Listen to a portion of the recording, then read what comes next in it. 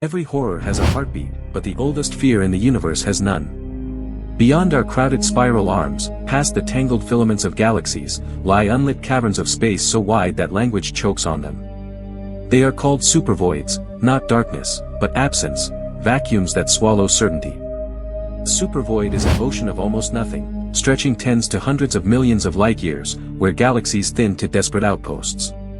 Imagine crossing several 100,000 Milky Ways laid end-to-end, then finding only a scattering of dim lights. In these expanses, matter abandons its own story. The cosmic web draws its geometry between fullness and famine. Filaments and walls blaze with clusters, knots, and merging halos, while between them the universe exhales into hollows. That breath, that vast relief of density, holds the shape of fate, regions where gravity is weak, and expansion writes in thicker strokes. Boötes Void is a legend even among astronomers, a yawning sphere some 330 million light-years wide. Fewer than 60 galaxies puncture its volume, a population so sparse it feels like a punchline to a joke no star could tell. Looking into it is like falling without a floor. It surfaced in the early 1980s, when Robert Kirshner and colleagues mapped redshifts like cartographers of night. Their survey cut a wound in the sky, revealing not a cluster or wall, but a missing piece the size of hubris. In the data, absence glowed brighter than any flame. We are not built for this silence. Minds evolved to fear eyes in the dark, not a dark with no eyes at all. Confronting a supervoid is like pressing your ear to the universe and hearing it refuse to speak, the hush where predators and prayers both dissolve. Light pays a toll when it crosses an underdensity. Gravitational wells can steal energy, but voids are shallow bowls that let photons climb easier than they fell, leaving behind a faint cold whisper. This integrated Sachs-Wolf effect is the ghost tax on starlight, a receipt for the miles of nothing traveled. South of Orion lies an ache in the afterglow, the cold spot, a suspicious chill in the cosmic microwave background.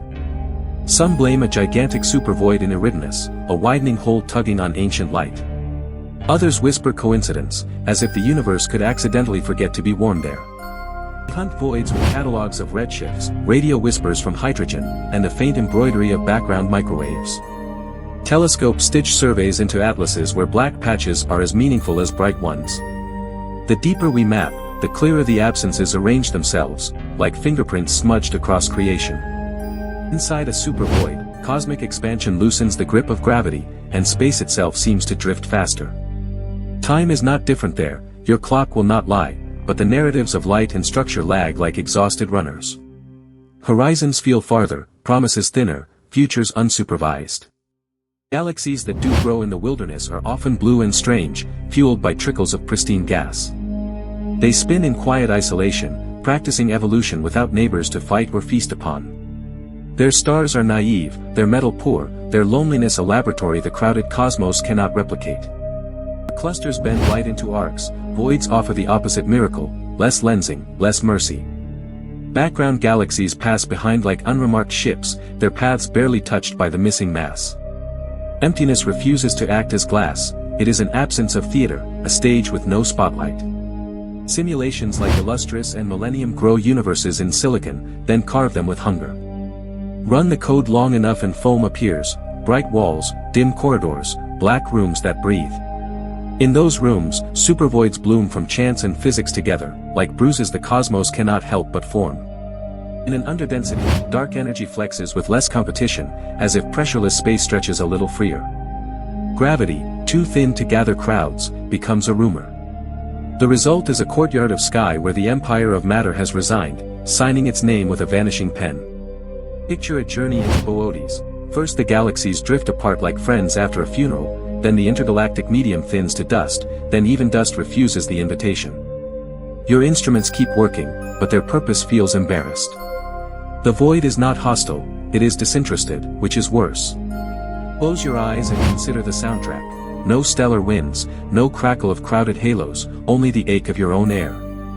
Radio static becomes a cathedral of absence, every hiss a distant apology. Silence is not empty, it is heavy, and it presses on the ribs. Sailors feared the Sargasso for its stillness, pilots the jet stream for unseen hands, and we fear the void for its indifference. There is no current here, only retreating shores. You are not lost, you are unnecessary, a pilgrim to a temple that returns no pilgrimage. Cold Spot Saga reads like a detective file, Planck and WMAP, fingerprints on ancient fire. Stack voids along the line of sight and a chill emerges, teasing significance. Perhaps Eridanus is a long, lopsided hole, perhaps the cosmos twitches at random, and we mistake spasm for intent. Walls bound the silence, Coma, Perseus, Pisces, the Sloan Great Wall like a scar. Beyond them looms rumor, the Hercules, Corona Borealis Great Wall, a continent on the universal atlas, contested but intoxicating. Between such ramparts, the voids widen like courtyards in a city designed by absence. Entropy is patient, and supervoids feel like a rehearsal for the last act. As stars exhaust their fuel and galaxies drift apart, everything trends toward the temperament of emptiness. Visiting a void is time travel forward, a preview of a universe learning to forget itself. Speculation gnaws at the edges. What if a deeper vacuum lurks beneath ours, a false floor waiting to snap? A bubble of true or nothing could, in principle, rewrite the laws, sweeping like a silent blade. The void teaches humility, the ground we stand on might be conditional. Galaxies do not fall into voids, they evacuate them, drifting toward filaments like survivors seeking roads. Undergravity is its own kind of push, a repulsion born of scarcity. The map shows motion away from hollowness, as though space resents being underfed and shoves its meager meals outward. Consider scale, carefully. From Earth to the nearest star is 4 light-years, a silent hop. Cross our galaxy and you tally 100,000 more. Then look at Boötes, a gulf with a diameter outrunning us by a factor of 3,000, a statistic that feels like blasphemy. Our instruments litigate the dark. Sloan Digital Sky Survey inked the first skeleton, then EBOS and DES colored the gaps. Subaru and the VLT comb the faintest galaxies, teasing citizens from the outskirts of nothing. Every upgrade is a brighter candle held to a deeper cave. Microwave photons, ancient and tired, cross a litter of voids on the way to our detectors. Stack their paths, and a late-time integrated sax, wolf whisper rises from the sum, a chill on the tongue of background fire. It is weak, statistical, maddeningly fragile, like breath on winter glass.